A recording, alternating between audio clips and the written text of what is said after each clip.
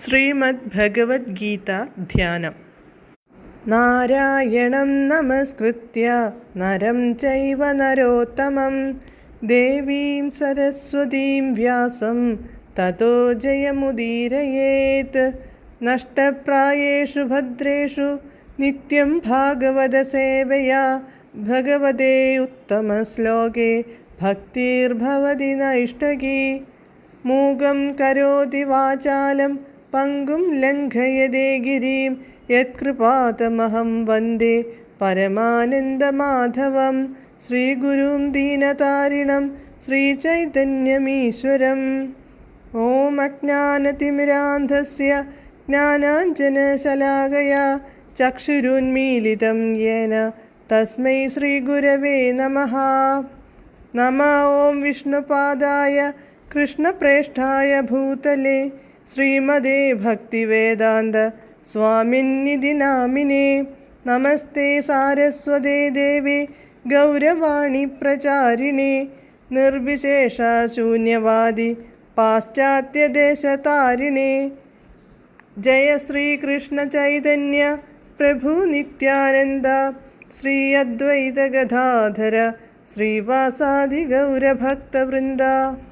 ഹരേ കൃഷ്ണ കൃഷ്ണ കൃഷ്ണ ഹരേ ഹരേ, ഹരേ രാമ രാമ രാമ ഹരേ ഹരേ. ഹരേ കൃഷ്ണ കൃഷ്ണ കൃഷ്ണ ഹരേ ഹരേ, ഹരേ രാമ രാമ രാമ ഹരേ ഹരേ. ഹരേ കൃഷ്ണ കൃഷ്ണ ഹരേ ഹരേ, ഹരേ രാമ രാമ ഹരേ ഹരേ. ഭഗവത്ഗീത യഥാരൂപം. ശ്ലോകം 40, page number 221. ഇന്ദ്രിയാണി മനോബുദ്ധിരസ്യാധിഷ്ഠാനമുച്യത്തെ ഏതൈർവിമോഹയത്യേഷ ജ്ഞാനമാവൃത്യ ദേഹിനം. പദാനുപദം. ഇന്ദ്രിയാണി ഇന്ദ്രിയങ്ങളും, മനഃ മനസ്സും, ബുദ്ധിഹി ബുദ്ധിയും, അസ്യ ഇതിൻ്റെ, കാമത്തിൻ്റെ, അധിഷ്ഠാനം ഇരിപ്പിടമെന്ന്, ഉച്യത്തെ പറയപ്പെടുന്നു, ഏഷഃ ഇത്, കാമം, ഏതൈഹി ഇവയെ കൊണ്ട്, ജ്ഞാനം ജ്ഞാനത്തെ, ആവൃത്യ ആവരണം ചെയ്തിട്ട്, ദേഹിനം ദേഹിയെ, വിമോഹയതി മോഹിപ്പിക്കുന്നു. വിവർത്തനം. ഇന്ദ്രിയങ്ങൾ, മനസ്സ്, ബുദ്ധി എന്നിവയാണ് കാമത്തിൻ്റെ ഇരിപ്പിടങ്ങൾ. അവയിൽ കൂടി കാമം യഥാർത്ഥ ജ്ഞാനത്തെ ആവരണം ചെയ്ത് ജീവസത്തയെ മോഹിപ്പിക്കുന്നു. ഭാവാർത്ഥം. ബദ്ധനായ ജീവാത്മാവിൻ്റെ ശരീരത്തിൽ തന്ത്രപ്രധാനമായ ഭാഗങ്ങളിലാണ് ശത്രു നിലയുറപ്പിച്ചിട്ടുള്ളത്.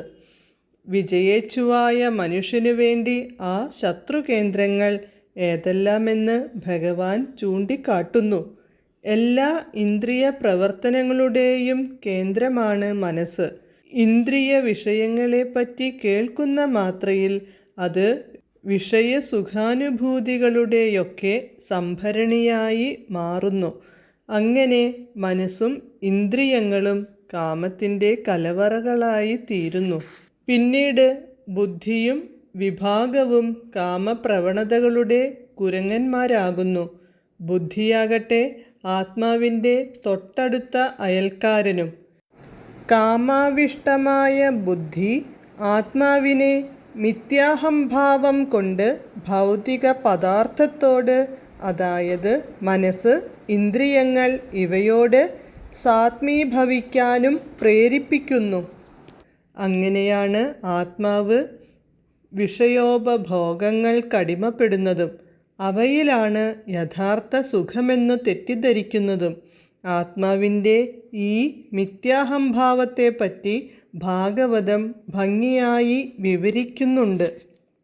യസ്യാത്മബുദ്ധി കുണപേ ത്രിധാതുകേ സ്വധീ കളത്രാദിഷു ഭൗമ ഇജ്യതിഹി യതീർത്ഥ ബുദ്ധി സലിലേ ന കർഹിച്ചിത് ജനേഷ്വഭിഘ്നേഷു സ ഏവ ഗോഘരഃ. ശ്രീമദ് ഭാഗവതം 10:84-13.